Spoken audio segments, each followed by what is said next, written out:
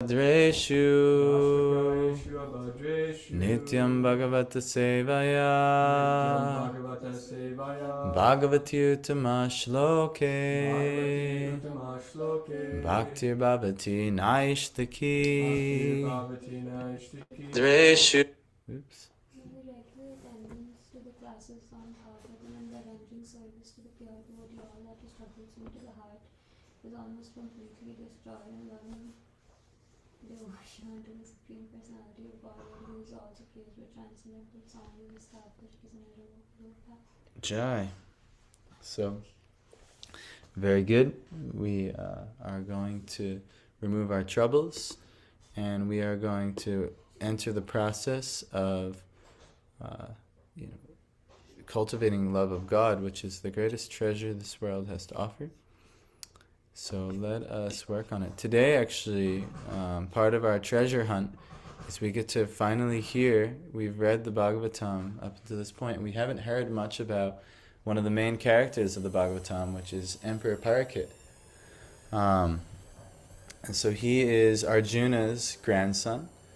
He was the final part of the Pandava dynasty, and actually also was the final aspect of the Kuru dynasty, and all would have been lost from the Kuru dynasty if Emperor Parakit wasn't saved by Krishna in the womb. So we're going to learn about Emperor Parakit.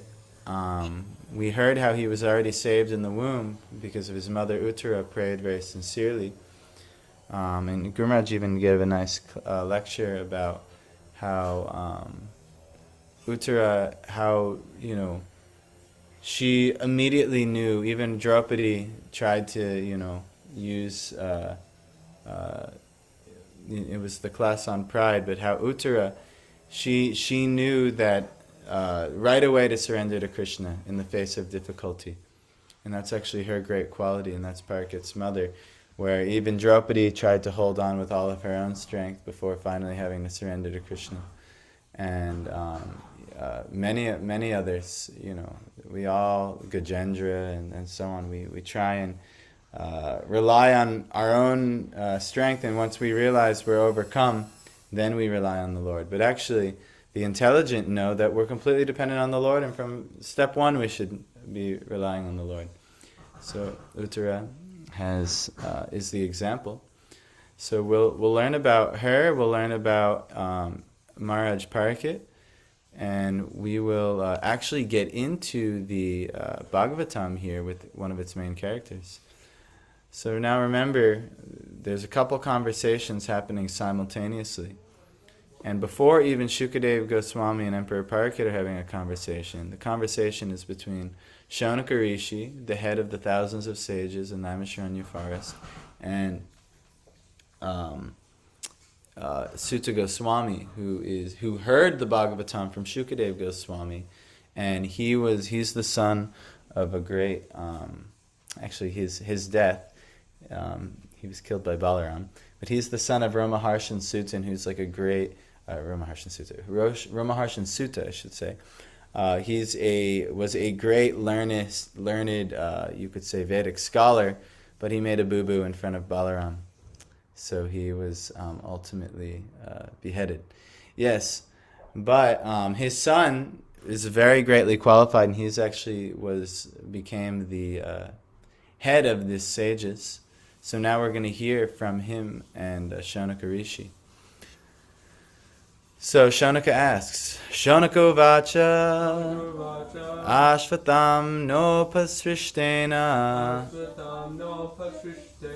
brahmashirshnoru tejasa uttaraya hato garbha ishena jivita puna. Okay. Oh, sorry. Shaunaka vacha. The sage Shaunaka said, Ashvatamna of Ashvatama, the son of Drona. Upasrishtena, by release of Brahmashirshna, the invincible weapon, Brahmastra. Uru Tejasa, by high temperature. Uttarayaha, of Uttara, mother of Parakit. Hata, being spoiled. Garbha, womb. Ishena, by the Supreme Lord. Ajivita, brought to life. Puna, again. The sage Shonaka said, the womb of Uttara, mother of Maharaj Parikshit, was spoiled by the dreadful and invincible Brahmastra weapon released by Ashvatthama. But Maharaj Parikshit was saved by the Supreme Lord. If we remember a few chapters back, Ashvatthama, he targeted, they were able to have technology through mantra to cast individual personalized weapons, and that personalized Brahmastra was thrown at the Kuru dynasty, especially towards Maharaj Parikshit, who was in the womb. And Ashvatthama could not get over his disgrace and his father's death during the war, and he just kept doing more heinous and heinous things, and eventually Krishna himself had to step in and save the day, which is what happened here. So, this is the case. So the womb was spoiled, meaning a miscarriage was to take place. But Maharaj Parikshit was saved by the Supreme Lord. The sages purport. The sages assembled in the forest of Naimisharanya inquired from Sutta Goswami about the birth of Maharaj Parikshit. But in the course of the narration, other topics like the release of the Brahmastra by the son of Drona, his punishment by Arjuna, Queen Kunti Devi's prayers, the Pandavas' visit to the place where Bhishma Dev was lying, his prayers, and thereafter the Lord's departure for Dwarka were discussed. I'm really glad Prabhupada is doing this right now, because I was like, well, how am I going to give context? How did we get here? And then he's explains it in the first verse, so it's very nice. His arrival at Dwarka and residing with the 16,000 queens, etc., were narrated. The sages were absorbed in hearing such descriptions, but now they wanted to turn to the original topic, and thus the inquiry was made by Shonaka Rishi. So the subject of the release of the Brahmastra weapon by Ashvatthama is renewed. So then they got off on a relevant tangent, but now it's time to go back to the original subject matter. They want to hear about the conversation between Parikshit Maharaj and Shukadeva Goswami. So let's hear more.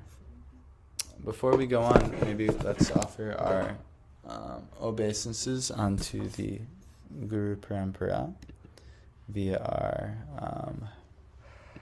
prayers. Oh, goodness, please excuse me. I'm very, very tired today. My baby, actually, I got up before the baby, like an hour before the baby, but then he got up and made sure I stayed up. So you can do if you'd like me.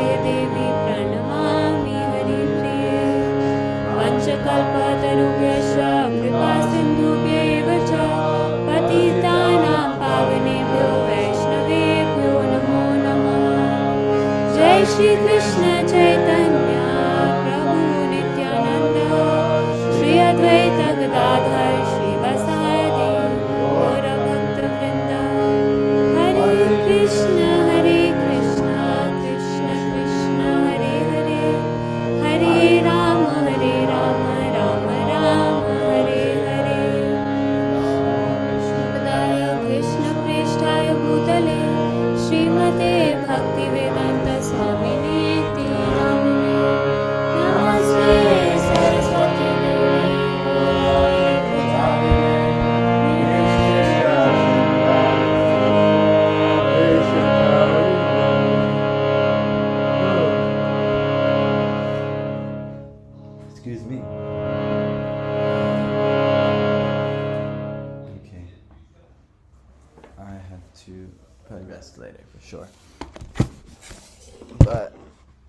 right now, we're good. So, Srimad Bhagavatam ki jai. Let's continue on, hearing more about Maharaj Parikit. Tasya janma mahabudhe karmani cha mahatmanaha nidanam cha yataivasi sapretya gatavanyata. Tasya, his, of Maharaj Parikit. Janma, birth. Mahabudhe, of great intelligence. Karmani, activities. Cha, also. Mahatmanaha, of the great devotee. Nidanam, demise. Cha, also. Yatha, as it was. Eva, of course. Sorry. Asit, happened. Saha, he. Pretya, destination after death. Gatavan, achieved. Yatha, as it were. How was the great Emperor Parikit, who was a highly intelligent and great devotee, born in that womb?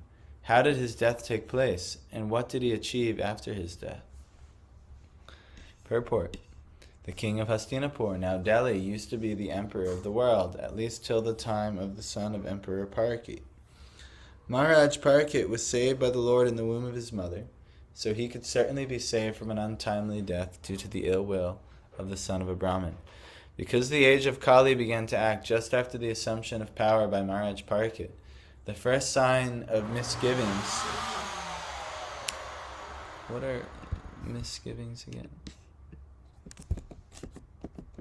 I always forget this word. A feeling of doubt or apprehension about the outcome or consequences. So the first sign of doubts about whether Kali was beginning was exhibited in the cursing of such a greatly intelligent and devoted king as Maharaj Parikit. The king is the protector of the helpless citizens, and their welfare, peace, and prosperity depend on him. Unfortunately, by the instigation of the fallen age of Kali, an unfortunate Brahmin's son was employed to condemn the innocent.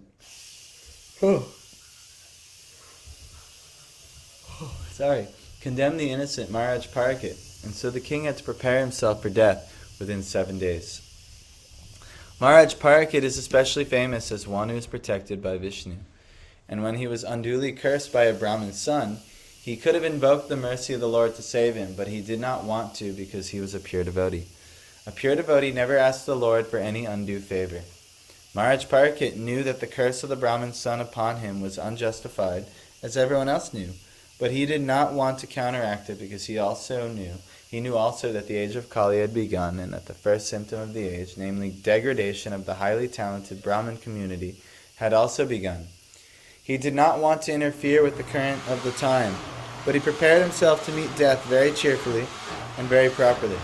Being fortunate, he got at least 7 days to prepare himself to meet death, and so he properly utilized the time in the association of Shukadeva Goswami, the great saint and devotee of the Lord. So this is kind of a little bio of Maharaj Parikit and some of the things. It was seen here he was saved from the womb, from a Brahmastra in the womb by Krishna. So why could he not be saved from the Brahmin's curse, which is why the whole Bhagavatam happened in the first place? Ultimately, because it's part of Krishna's Leela, he wanted to release the Bhagavatam to the world. No Maharaj Parikit getting cursed, no Bhagavatam. So it's actually the great fortune for all of us in Kali Yuga that Maharaj Parikit had gotten cursed, and this Bhagavatam was going to manifest this way. So any pure devotee, they accept their punishment. They're not trying to get out of punishment. Things like this. Sometimes we get chastised by seniors. Best to just accept. The tendency of the false ego is to always make a million excuses, right? I was doing like this, my reasoning was like this, but, Maharaj Parikit, he could have done that, but he didn't. He just accepted and understood, all right, this is Krishna's will. Let me go forward. So anyway, we're going to learn more about this. So let's keep reading. Taridam shrotumichchamo gaditum yadi manyase bruhina shradhadananam yasya jnanam adachchukaha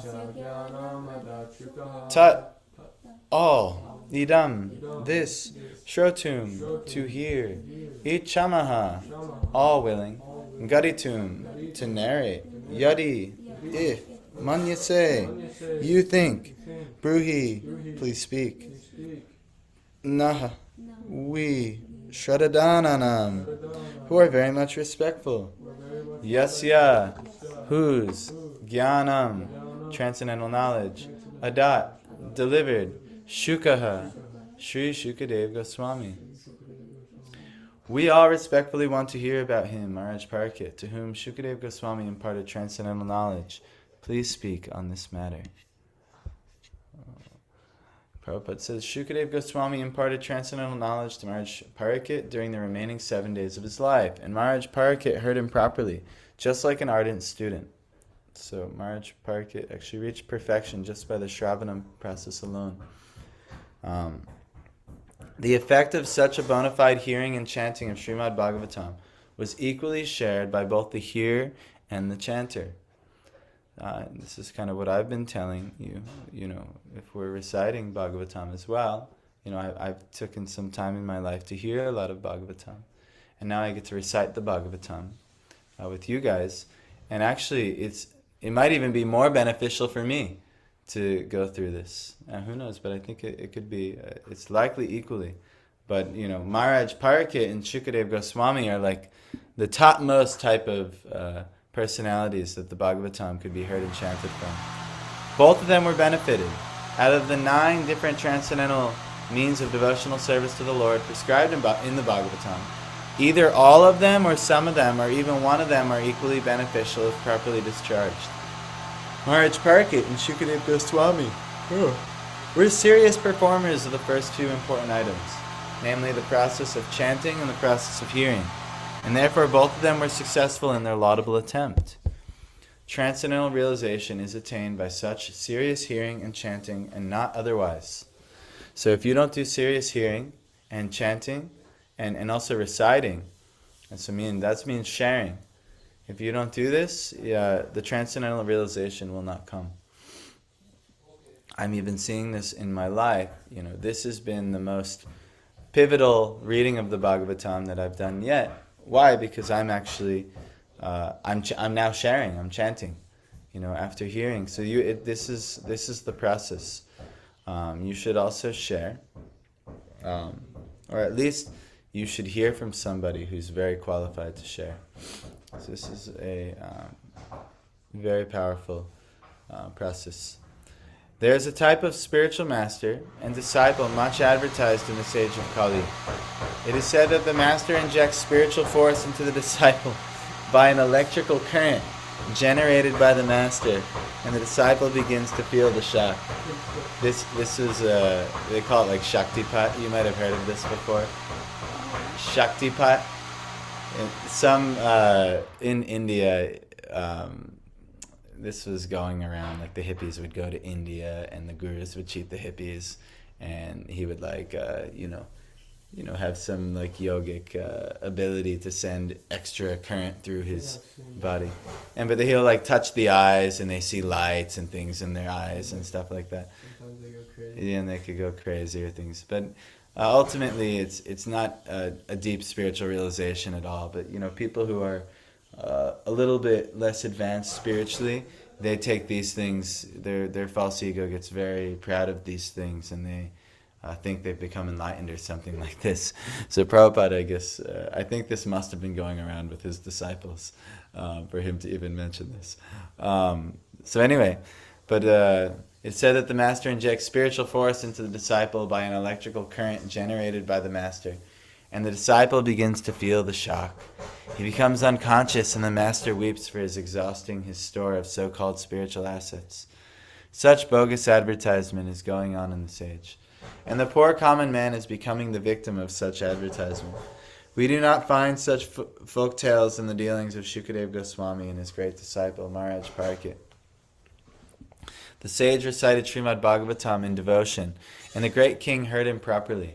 The king did not feel any shock of electrical current from the master, nor did he become unconscious while receiving knowledge from the master.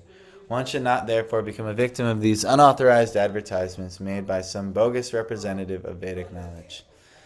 So, actually this, I think, was written before Prabhupada came here to the West. So this actually must have been what he was seeing happening around him, in the name of, master to disciple enlightenment. Actually, if you read Autobiography of a Yogi, that's like kind of what they say, this is a little bit in the more Mayavad schools and philosophy.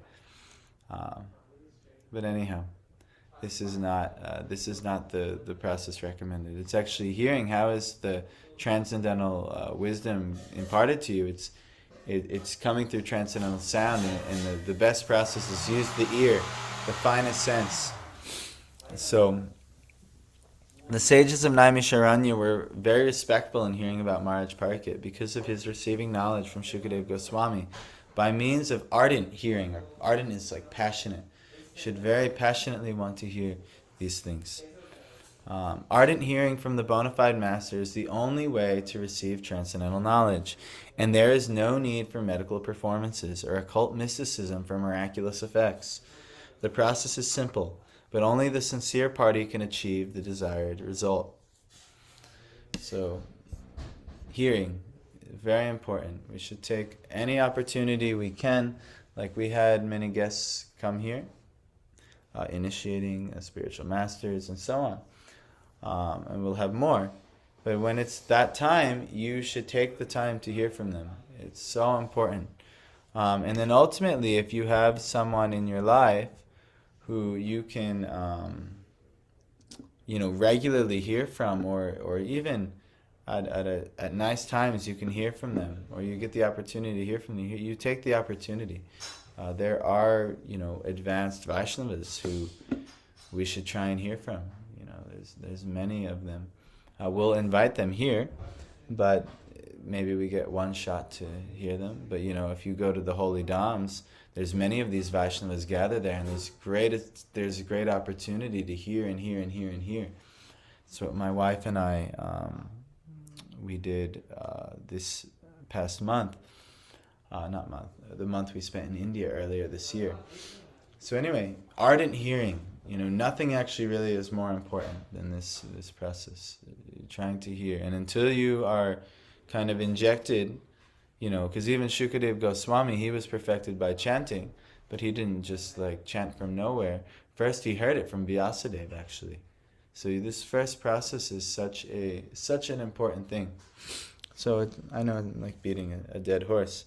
So it makes me sad that the boys in the kitchen have not finished their duties in a due time, so that they actually they're not getting the opportunity. And I kind of chastised you the other day, Michael, because you weren't giving yourself the opportunity. Because sometimes we get we get busy, but this is definitely not the process to skip. Is the opportunity for hearing. So anyway. Let's maybe read. What time is it? Anyone have the time? 8:40 time. Wow, it feels so late. We started actually on a decent time. Sutu vacha apipala dharma raja pitravad ranjayan prajaha nispriha sarva kamebhya Krishna padanu sevaya. Sutu vacha, Sri Suta Goswami said, Apipalat, administered prosperity. Dharma Raja, King Yudhishthir. Pitravat, exactly like his father. Ranjayan, pleasing. Praja, all those who took birth. Nispraha, without personal ambition. Sarva, all. Kamebhya, from sense gratification. Krishnapad, The lotus feet of Lord Sri Krishna, Anusevaya, by dint or by the means of rendering continuous service. Sri Sutta Goswami said, Emperor Yudhishthira administered generously to everyone during his reign. He was exactly like his father. He had no personal ambition, and he was freed from all sorts of sense gratification because of his continuous service. Onto the lotus feet of the Lord Sri Krishna. So, purport. As mentioned in our introduction, there is a need for the science of Krishna in human society, for all the suffering humanity of the world, and we simply request the leading personalities of all nations to take to the science of Krishna for their own good, for the good of society and for the good of all the people of the world. So it is confirmed herein by the example of Maharaj Yudhishthira, the personality of goodness. In India, the people hanker after Ramarajya because the personality of Godhead was the ideal king, and all other kings or emperors in India controlled the destiny of the world for the prosperity of every living being who took birth on the earth. So everyone wants to talk about Ramarajya. You know, we want a society under perfect rulership, like was exhibited in Lord Ram's time. But here in the word praja is significant. The etymological import of the word is that which is born. On the earth there are many species of life, from the aquatics up to the perfect human beings, and all are known as prajas. Lord Brahma, the creator of this particular universe, is known as Prajapati, because he is the grandfather of all who have taken birth. Thus praja is used in a broader sense than it is now used. The king represents all living beings, the aquatics, plants, trees, reptiles, birds, animals, and man. Every one of them is part and parcel of the Supreme Lord. Bhagavad Gita 14.4. And the king, being the representative of the Supreme Lord, is duty-bound to give proper protection to every one of them. This is not the case with the presidents and dictators of this demoralized system of administration, where the lower animals are given no protection, while the higher animals are given so-called protection. But this is a great science, which can be learned only by one who knows the science of Krishna. By knowing the science of Krishna, let me read that again. This is not the case. I lost my train of thought. Every one of them is a part and parcel of the Supreme Lord. And the king, being the representative of the Supreme Lord, is duty-bound to give proper protection to every one of them. This is not the case with the presidents and dictators of this demoralized system of administration, where the lower animals are given no protection, while the higher animals are given so-called protection. But this is a great science, by which can be learned only by one who knows the science of Krishna. Actually, this reminds me, our leaders of the world, almost all of them exclusively, except maybe Modi of India, are meat eaters. And this is a symptom of not having the moral values to really want to give protection to all classes of life. And for instance, like the Pope. The Pope just made there's a new Pope, Pope Leo or something. And he just made some nice speech. And he mentioned the need for peace over and over and over again, maybe 9 to 11 times, the call for peace. But then, they're giving a bio about this new Pope. And what is the Pope's favorite meal? He says, I adore steak. He adores steak. Steak. The body of a cow. I guarantee you this Pope also probably likes cheese or milk products and things. So he likes to take the mother, the milk of the mother, but has no problem also eating her flesh. But then they want peace. It's impossible to have peace like this. So why? Because they're not actually trained. They're not actually very advanced at all. These supposed religious leader of the world, but clearly his advancement is very small. Because even you see a great Christian saint like Saint Francis of Assisi, he had the good sense to be vegetarian. Even the great painter Leonardo da Vinci, he had the good sense to be vegetarian. Even yes, who is also this Pythagoras. He is the mathematical genius of ancient Greek. But he also, when people actually make spiritual advancement, this is just a part of it. But yes, this, new pope, maybe he'll be some political figure. That's almost entirely reform. But, adores steak. The favorite meal is steak. And it says in the Bhagavatam, those who are consuming animal flesh, they can never know anything about God. Why? Because the sense of compassion hasn't been. And you may argue, well, Jesus, he ate fish and all these things. And there's actually so much scriptural debate about that. And the best evidence that he did not is that the message which he taught, there's only one class of Judaism that taught the message that he was teaching. And similarly, there were two classes of Judaism that he went against in the Bible, and that's the Pharisees and the Sadducees. But there was another class of the Jews that aren't often talked about, but the most modern presentation of the Gospel, or the Dead Sea Scrolls, the most authentic one that the biblical scholars are still getting there.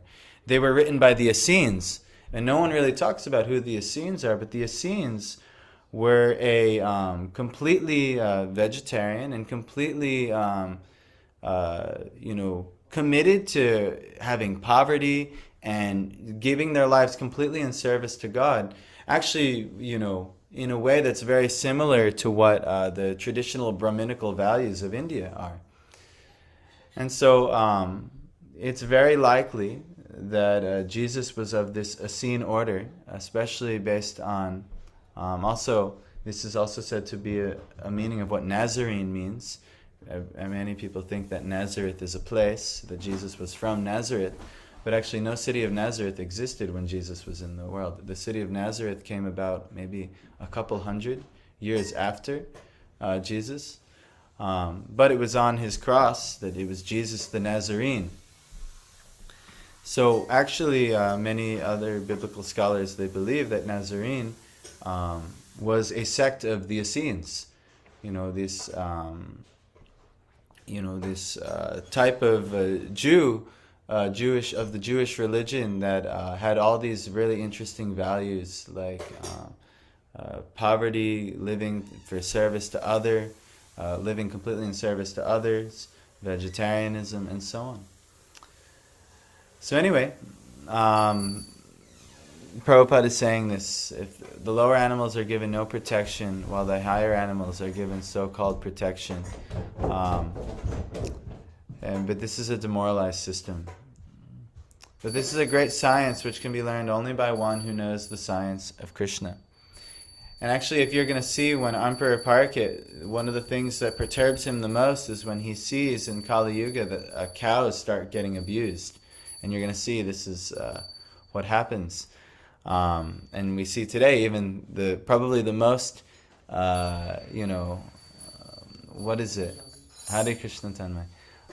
The most, prolific spiritual leader in the world, now the Pope, has no problem for the abuse of cows. Actually, that's his most adored meal, apparently. So this is a symptom of Kali Yuga. But anyhow, this is a great science which can be learned only by one who knows the science of Krishna. By knowing the science of Krishna, one can become the most perfect man in the world. And unless one has knowledge in this science, all qualifications and doctorate diplomas acquired by academic education are spoiled and useless. Maharaj Yudhishthira knew the science of Krishna very well, for it is stated here that by continuous cultivation of this science, or by continuous devotional service to Lord Krishna, he acquired the qualification of administering the state. The father is sometimes seemingly cruel to the son, but that does not mean that the father has lost the qualification to be a father. A father is always a father because he always has the good of the son at heart. The father wants every one of his sons to become a better man than himself. Therefore, a king like Maharaj Yudhishthira, who is the personality of goodness, wanted everyone under his administration, especially human beings who have better developed consciousness, to become devotees of Lord Krishna, so that everyone can become free from the trifles of material existence. And similarly, this should actually be our mood. We, if we really want to help people, a lot of times we can get in a mood, oh, I don't want to disturb them, I don't want to disturb anyone else's religion, I don't want to disturb anyone else's, what they're doing in their life. But actually, if you really love them, you want to help them. And so you might have to make them a little uncomfortable to help them. Just like if you're getting surgery, if they have cancer and someone, you can let them go on as is and cultivate the cancer and it can go deeper. But if you get them uncomfortable, maybe, whatever treatments are there, whether it's Ayurvedic or allopathic, it will surely be uncomfortable. But by this uncomfort, you can actually save the patient. So similarly, a devotee is willing to stir up a little discomfort for the ultimate well-being of that person. Just like a father is willing to discipline the son and chastise the son, with seeming like he's being cruel. But actually, he has the son's well-being at heart, and it's actually good for him. So anyhow, this is the nature of a good quality king.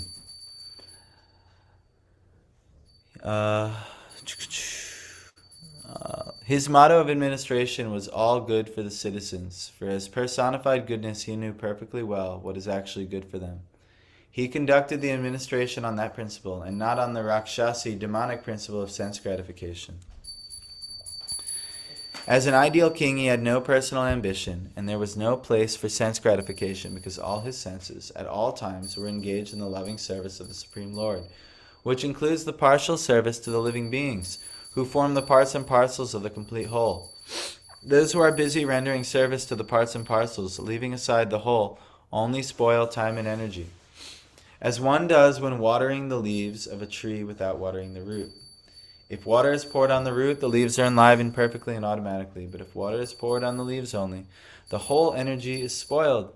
Maharaj Yudhishthira therefore was constantly engaged in the service of the Lord, and thus the parts and parcels of the Lord, the living beings, under his careful administration, were perfectly attended with all comforts in this life and all progress in the next. That is the way of perfect management of state administration. So again, this verse, how generous Emperor Yudhishthira administered everyone during his reign. He was exactly like the father, and he had no personal ambition and was freed from all sorts of sense gratification because of his continuous service unto the lotus feet of Lord Sri Krishna. So this is actually the ideal ruling of any institution, of anything. It should be under the guidance of, under the inspiration of service to Krishna, and then naturally you'll serve everyone, because you'll have none of your own personal ambitions. It'll be purely, how can we serve Krishna? And I've seen in my life, I was always very interested in leading many things and doing, wanting to be the leader, wanting to be some master, some enjoyer, some controller. But nothing ever, ever manifested in that way. But interestingly enough, when I kind of got over a lot of those things and tried to render some service to Krishna, he's actually given some responsibility to me now, and when maybe someone might consider me a leader in some way of something. But ultimately, if I get very attracted to that, the whole thing will become spoiled. But if we continue on with, freeing ourselves from sense gratification and deepening our service unto the lotus feet of Lord Sri Krishna, we will do more and more good for so many people. I'm speaking for myself, that who knows how many people we could help. Who knows how many wonderful things can manifest this way. So this the whole world was actually at one point under this type of jurisdiction when Yudhishthira was the king. But because Kali Yuga was soon to come, and it was also time for Krishna to withdraw himself from the world. We're going to see what happens. It's time for the next phase here.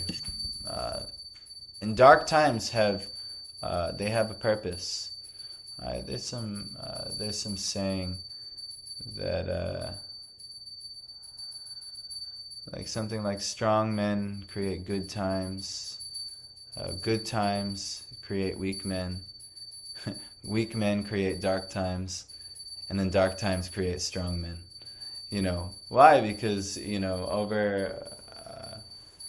over time, when everything is good, you get intoxicated with all the comforts and the good, and just see this country, America. We've been the leading comforter, people who've had comfort in this world for so many generations now, and now you're seeing so many problems are coming up. We're like the sickest country in the world. We're like there's poisons literally everywhere. Like you go in any supermarket, and at least 90% of what you get there has some type of poison administered. I was just seeing yesterday that this Bill Gates program of dropping chemicals in the sky for so-called weather control, how like poisonous and things it is, how they're finding so many things in rural places that should not be there, that are poisonous and toxic due to these programs. It's just crazy. But this is the nature of what's happened, because God is not the center of all of our leadership, and sense gratification is the center. So eventually, the demoniac will rise more and more and more, and it'll create dark times. But those dark times, they have a purpose. They'll create a need for the Lord, and a need to rise up and be strong. And maybe not everyone will make it through the dark times. That's certainly possible. But that's nature's arrangement. The strong will survive, and then another new strong class will take over, and that's how that system repeats. And then it'll create some good times for a while, and then the good times will intoxicate more people, and then it'll just be a cycle like that. So anyhow, I wish you all devotional service in your life. It will create very good times. And then hopefully the good times, by Krishna's protection, don't intoxicate you and create all kinds of bad situations eventually. But it will create, it's really what everybody's looking for. And in the spiritual world, that system doesn't work like that. So if you can create something good, like even Prabhupada, he created something so good in ISKCON. But then, it was time to move on, and there was all kinds of controversy as to how he left this world and things like that, and I don't need to get into it. But it was clear after he left, dark times were created in the movement that he started. But now there's been like a revitalization, and it's even happened a revitalization in Gaudiya Vaishnavism altogether, and now you're seeing a new generation of Gaudiya Vaishnavism, pioneering, the wonderful thing, taking it further, the wonderful thing that Prabhupada inaugurated here in the West. And then again, maybe, who knows, maybe we'll create some, wonderful thing, like some momentum will happen, and what the momentum that was there when Prabhupada was there, maybe it gets revitalized somehow. But then eventually we'll probably get intoxicated with all the good things that come about, and then next thing you know, more dark times are coming. But that's how it is. And then you even see this with Yudhishthira Maharaj. He led and he ruled for so many years, and then Krishna decided he had to leave the world. And then Yudhishthira couldn't tolerate being on the throne anymore. He gave everything up. Once it came, that'll come soon, that chapter. And you'll see dark times are coming. And even Emperor Parikshit, he ruled the world perfectly when Yudhishthira left. But the influence of Kali was coming, and even he gets cursed by a Brahmin.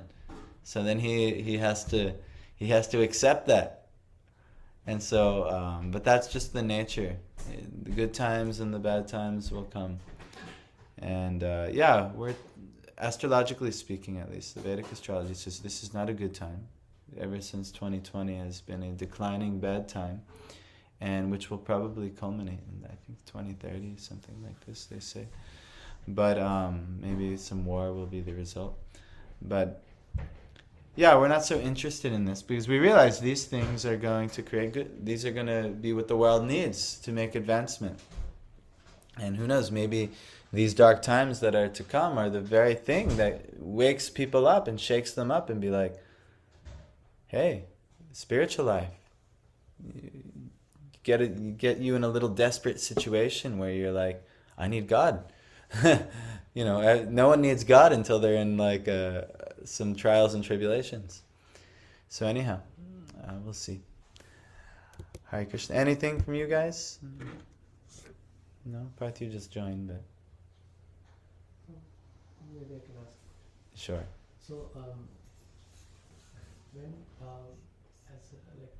when we see others are not interested or not very much willing to take it, and when we see others suffering a lot because of several other things, like for instance there is a war happening now, or like there are many things that usually every day happen. So what should be our response? Like, I mean, in a way that we, like, sometimes it appears that we may become cold-hearted by not even considering suffering them, but in other way we are looking at the higher thing. So what should be the like sometimes, it was mentioned in this past purport that a father chastises the son, or it seems like he's being cruel to the son. He's actually being loving to the son. So you try, there might be people in your life that you try and give some help to, but most will not take. So those people, you're just kind of okay. You don't try and expedite their suffering. Like, well, I'm going to teach you. I'll be the administrator of suffering. No, you just let them carry on. Kind of. It is recommended to kind of neglect them in some way, like not get too close, because if they're not trying to take something good, what's the other option? They're taking something bad, and then they will usually implicate you in many bad things as well. So you're just best to kind of let them be, not necessarily get so involved in their experience of life.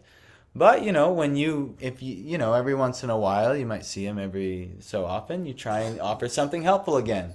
But they might be really adamant. No, I don't want helpful things in my life. I only want these things.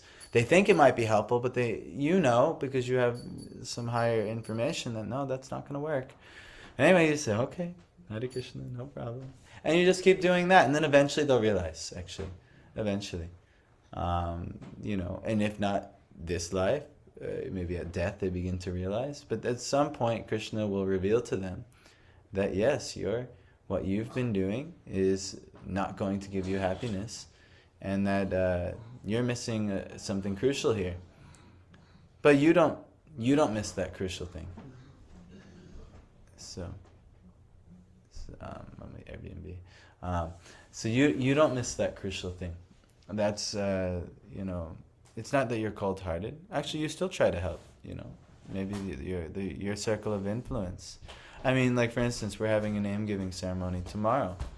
Most of our family members are not people who want to take anything to do with the spiritual life. They don't value it. I mean, maybe my father to some degree, but that's maybe about it. But even that, he's sometimes gets like inimical against the devotees. He feels threatened or something. But you give them what you can. Like I'm designing, I could say it. But the whole name-giving ceremony, the way we're designing it is, it's not so much for the importance of the baby. It's more for the to help the people in general. The baby's already going to be fine. He's chanting every day. He's part of the process, Oh no, we have to do like this. It's more for the benefit of the others, actually. So we'll go through the ceremony and we'll design it in such a way that ultimately will benefit everyone. We all meditate, we pray for the baby when we're ultimately going to chant the names of the Lord. But that act, while it's good for the baby, but he's going to be doing all that already. It's mostly good for them. That's the whole point. So, so we try and arrange things in our life to help them, and maybe, who knows, my brothers will be there, her brothers will be there. Uh, maybe one of them, I'll never go to anything that they do ever again. It's possible. It's totally possible. But so those people, we'll say, okay, but eventually we'll see them again. We'll see them again, and then we'll try again, but you have to let people walk their own path, Krishna gives you free will. You can't force anyone. He doesn't force, You could say, why is Krishna so cruel? He lets people suffer. Because they choose. They're choosing. See, if people are choosing to, like even this Pakistan-India thing, maybe you guys are, feeling that a little bit because it's your home country and homeland and that, people are choosing to, rise to violence. People are choosing, so you let them choose and, you yourself, obviously get in a good environment. Maybe, these red flag areas maybe not be the best place to practice your devotional life. And if, say, you have family who's in those, maybe, hey, let's move, But this is the nature of the material world, Like, even in Krishna's pastime, so many millions of people had to die. The women and children did not. Now in Kali Yuga, the women and children are always even in danger, which is that's a very horrible, actually, thing. That the terrorist groups and things. But at the same time, there's karma.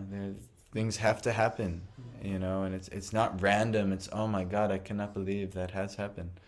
For whatever reason, that's had to happen. And actually, on the spiritual level, these are all dreams anyway. This life is but a dream. So, they'll wake up in their next existence and be like, oh, they'll have something else waiting. So it's no, somebody who has a little bit of a higher vision doesn't get so perturbed. So perturbed over these things. Yes, cooking, right? No problem. See, I don't get perturbed, but don't think you're being cold. You're actually, and don't be cold. Try to help, there's many of my family members, many of my old friends. I'm always trying to be some positive influence for them. Even we're going to some wedding in 2 weeks' time, my friend's wedding, and, non-devotee wedding. There'll be meat there, there'll be alcohol there, there'll be all kinds of things. But why? I'm actually going out of affection. One, because they're doing a religious ceremony. They're getting married. This is very good. And two, I have affection for them, and weddings are kind of big deals.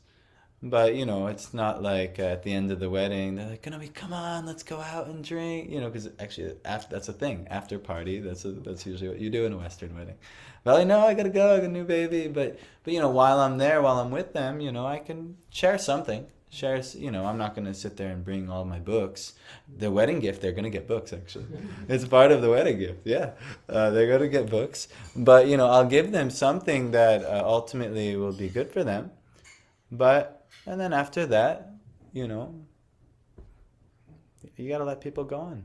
I'll see dozens of people I haven't seen maybe since like high school or grade school and things like that. So here's an opportunity, this is what I have to offer, some Krishna consciousness, something. And some might take a little, some might take a little bit more, some might be disgusted with it and, ugh, I can't believe you're talking about these things. I don't want to talk to you anymore. And you just accept, okay. Maybe I'll see you again, maybe I won't, maybe another lifetime we can work something out, I don't know. But yeah, you're not attached to these things because,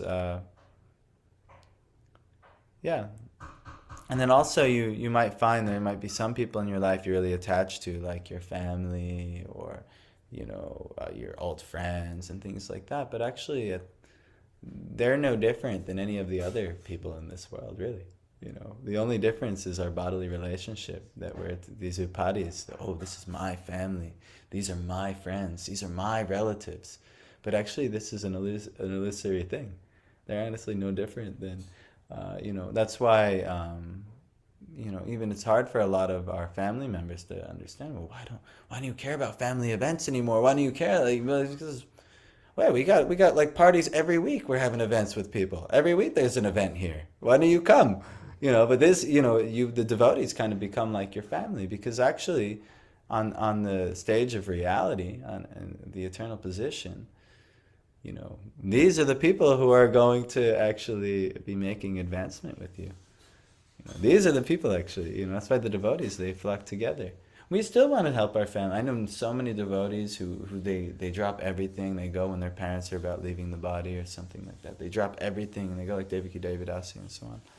But most of our relatives, most of our friends, most people in this world are going to walk the path of sense gratification, which is going to cause them a tremendous amount of suffering.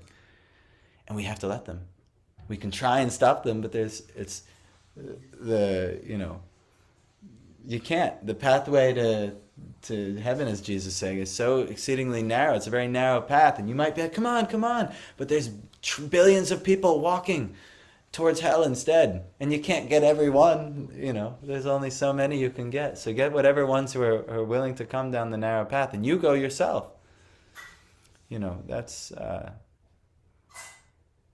That's all we can really do. Is that relevant? Yes. You're good, Meghna? Okay. That's it today. Grantharaj Srimad Bhagavatam Ki Jai. So, all right.